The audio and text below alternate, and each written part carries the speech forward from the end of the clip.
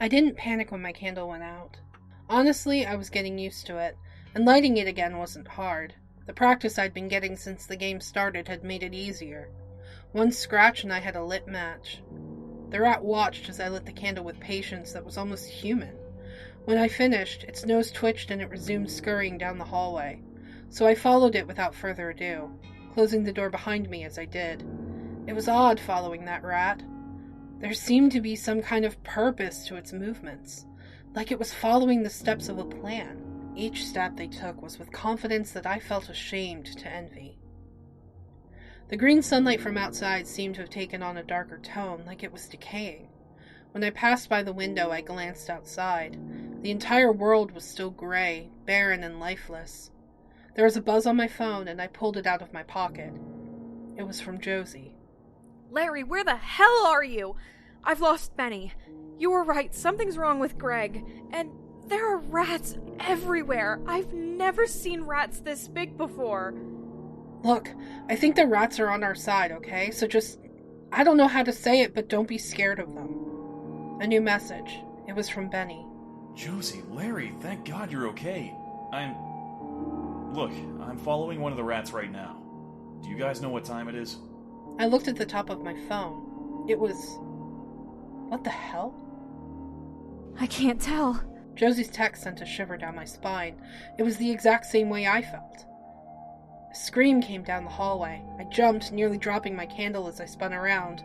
Another text message. Did you guys hear that? Yeah. What was it? Don't you mean, who was it? I paused, realizing I didn't know if this was Josie or Benny I was talking with.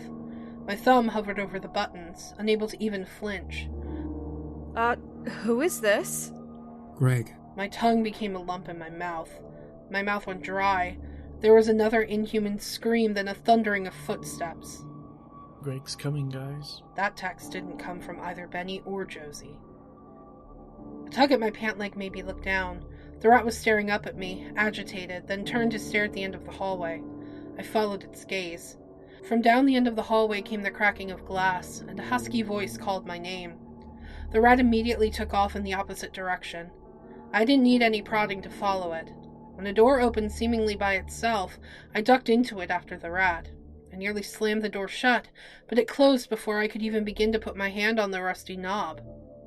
I knew damn well whoever it was would be able to find me, so I needed to barricade the door shut. Somehow I began frantically looking around for either a chair or something else to use to prop against the door. The rat's chirp caught my attention. It was standing on an operating table.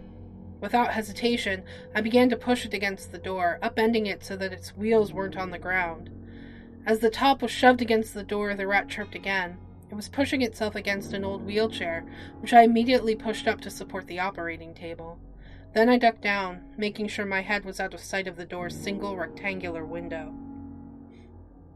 Footsteps came shuffling down the hallway.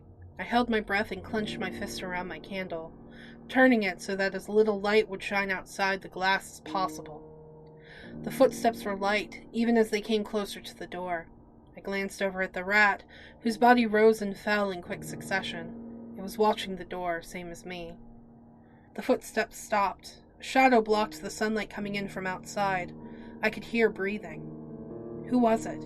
Carlton? Greg? The voice that spoke was so hollow, so empty of even cadence I couldn't tell, save that it had once been human. Larry, do you want to know where we are? I clamped my lips shut, hand over my mouth and nose. My heart was hammering in my chest. We never left Earth. My heart skipped a beat. We're still on our planet.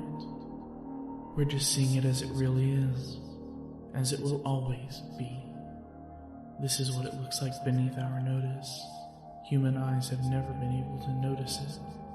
They are always so blind to what reality is, unable to see beyond their own arrogance. This is what it is like to live as a rat, to see the world for what it really is. The doorknob rattled and slowly began to turn until it unlatched. The door shook as something banged against it. The makeshift barricade rattled under the blow. Another bang, and another, and another. The barricade shook under the assault, seeming to struggle under the strain. Open the door, Larry. Let me in. I closed my eyes. The voice kept speaking. Let me in, Larry. Just open the door and let me in. Open the door. Then in the distance came a scream. A girl's scream. Oh God. It couldn't be her. No, not her. And just like that, the door stopped shaking. Footsteps began to shuffle away, but the voice kept speaking. The midnight game will end soon. Very soon. It will be all over soon. I waited until the voice had completely vanished before daring to move. The rats scrambled from out of my grasp and up onto the barricade, looking down at me. It was harder to remove the barricade than it had been to make it. By the time I opened the door, I couldn't help but notice how the sunlight had changed again. Now its shade was less sickly, yet still the color of a corpse. I was already beginning to follow the rat when there was a rumble under my feet, like an earthquake, and then a distant echo, like the rattling of chains. What is going on? I mumbled, then stopped, realizing what I'd done. The rat turned around and stared at me with wide black eyes. I'd just broken a rule, hadn't I? I thought I'd hear a voice by my ear saying that I was the third player to lose the midnight game. I'd feel its hands grab onto my shoulders and drag me away into the darkness. I'd end up like Carlton and Greg. Nothing of the sort happened. I pulled out my phone about to text the others when someone else beat me to it. Not long now. There was a distant rumble behind me and my phone's screen suddenly turned to static, a rainbow of colors flashing across the screen. I tried to turn it off, but no matter how hard I held my finger on the off button, it stayed on. I grit my teeth together and stuffed my phone back in my pocket before looking to the rat.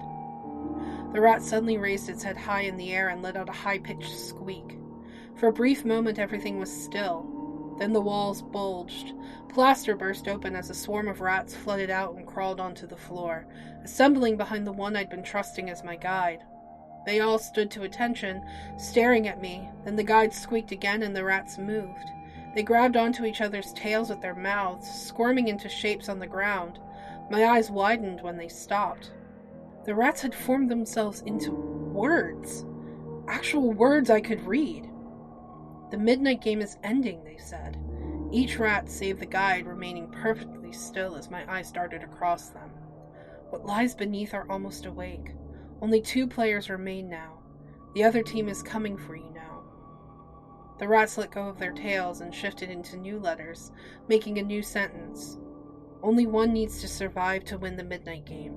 Try to find somewhere to hide until the game ends. I felt my eyes widen at the rats. I shook my head grimly. The rats shifted again. My guide remained still, expression unchanged. Your friends can be regained if only you survive. The King of Terrors does play fair. I blinked, squinting in confusion. Then I heard the 5th voice speak. It came from behind me, far away, but undeniably close. Ah, there you are. I wonder, have the rats told you my title yet? There was a footstep behind me. I slowly turned around. In the green sunlight, the shadows had again converged together. The shape they made now was nearly identical to the one I'd seen before, but it was taller, thinner, and more regal in how it held itself. The game is ending. The shadow at the end of the hallway moved, one foot rising off the ground as it moved forward. The other foot followed. The shadow was walking. I have to step up my game now. Otherwise I can hardly call myself the king, can I? I turned around. The other rats had vanished. Only my guide remained. He was already darting toward and onto my leg when something grabbed my shoulders. I admit, I am impressed by your resilience. For a player your age, you handle yourself admirably. Your self-control is a challenge I've yearned for. Please, when you do end up screaming in fear, know that I shall not take much satisfaction in losing a worthy opponent. I was pulled back suddenly, and everything went black. When I opened my eyes, it was to complete darkness. Then a pinprick of light appeared. A sickly green, purple, magenta, so many colors. Colors I couldn't even begin to name, all swarming around me. My eyes widened. They burned under the glare of the colors. In the vast cascade of colors, a shape took form. An eye. Then something scrambled onto my face, tiny feet gripping into my skin as a hairless tail dangled over my cheek. The fur of the rat pressed against my face, blocking my vision. I could feel its hot breath against my ear, my guide's whiskers twitching in terror that I shared. Something roared, a distant, echoing, unearthly roar, so far it seemed to be coming from the edge of the universe itself. Chains rattled as more roars joined in, roars I couldn't even begin to describe. I've never heard of something like them. They were almost singing. Like they were one massive chorus, all joining into one symphony human ears should never hear. I could feel it ring in my ears, and something wet began to drip out of it. My body shook and rattled. A vast wind washed over me, pushing me back, fluctuating from freezing to scalding in the fraction of a second. The rat began to scream. Something grabbed my hand. I landed on my back. The wind was gone, so were the colors. As I blinked, I could see the underside of the rat. It was moving. As I slowly pulled it off my face, I found myself looking up at a ceiling bathed in sunlight the color of a corpse's skin. A shadow appeared above me. You survived. I'm impressed. You are most lucky to have a rat with you. But the midnight game isn't over yet, Larry. We're in the last 10 minutes. This is always when it gets the most fun. Something dropped onto my chest. I grabbed it and held it up to my face. It was a plump orange candle. Light it. And your own. In all the centuries I have lived, I've learned of every little thing which you humans fear. I'm going to come at you with every ounce of fear I can muster. So please, light your candles. And don't disappoint me. The king chuckled. I could hear something. No, several people shuffling nearby. After all, you are the last player for your team. Thank you so much for checking out today's video. A huge thank you to Zachary Scott, Eric L., Ryan Booth, GamerGirlCat94, Safe by Voice, Hana Uta, Mysterious Torua, and Mattingham for helping me out today. If you missed the last episode and want to catch up, click that box on the left.